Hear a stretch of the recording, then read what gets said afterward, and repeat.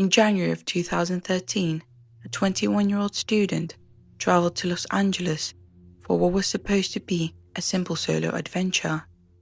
She wanted to see new places, meet new people, and experience life on her own terms.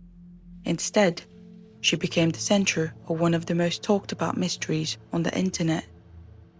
Her name was Elisa Lam, and her final days would be picked apart, debated, and misunderstood by millions of strangers. Before we talk about the mystery, it's important to talk about her. Elisa Lam was from Vancouver, Canada. She was a university student with a love for writing, art, and travel. Friends describe her as thoughtful, funny, and a little shy. The kind of person who felt things deeply. She also lived with bipolar disorder and depression, something she was open about on her personal blog. Elisa was more than a headline. She was a daughter, a sister, and somebody trying to find her place in the world.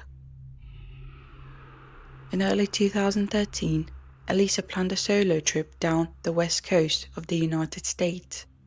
It was something she'd always wanted to do.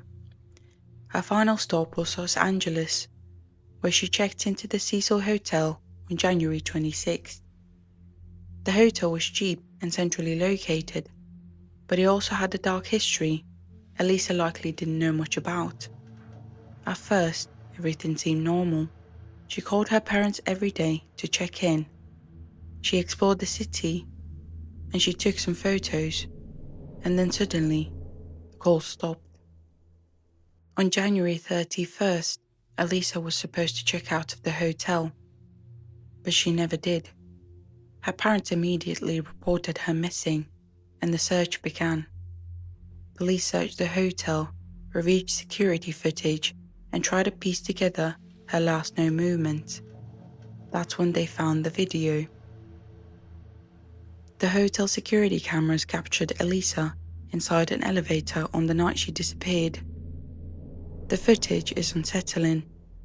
She steps in and out of the elevator, presses multiple buttons, looks into the hallway, and at times seems to be talking to somebody off camera. The doors refuse to close. To this day, people argue about what the video really shows. Was she scared? Confused? Experienced a mental health crisis? What we do know is this. That video is the last confirmed sighting of Elisa Lam. 2 weeks later, hotel guests began complaining about a low water pressure and a strange taste in the water. A maintenance worker went to check the tanks on the hotel roof. Inside one of them, he found Elisa. She had been there the whole time. The coroner later ruled her death as an accidental drowning, with her mental health condition listed as a significant factor.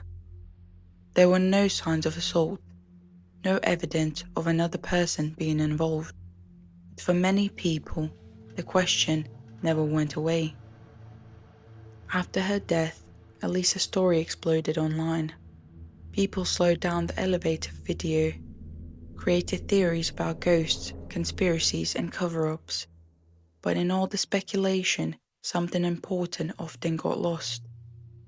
Elisa Lam wasn't a mysterious character in a story.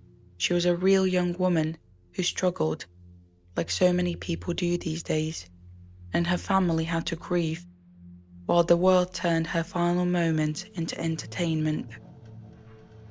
The case of Elisa Lam is tragic, confusing, and heartbreaking, but more than anything, it's a reminder that behind every true crime story is a human being, not just a mystery to solve.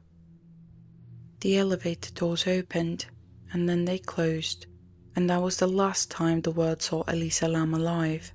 No dramatic ending, no final message, just silence. For some people, her story is a mystery to debate. For others, it's a tragedy that never really leaves. Because long after the footage stops, long after the headlines fade, there's still the question that lingers in the quiet. What really happened in those final moments? And maybe the most unsettling part isn't what we saw on the tape, it's what we didn't. That's it for me, guys. Thank you for watching. Please consider subscribing, liking and sharing this video, and please follow my social media. And remember, not every story has answers, but every story deserves to be told.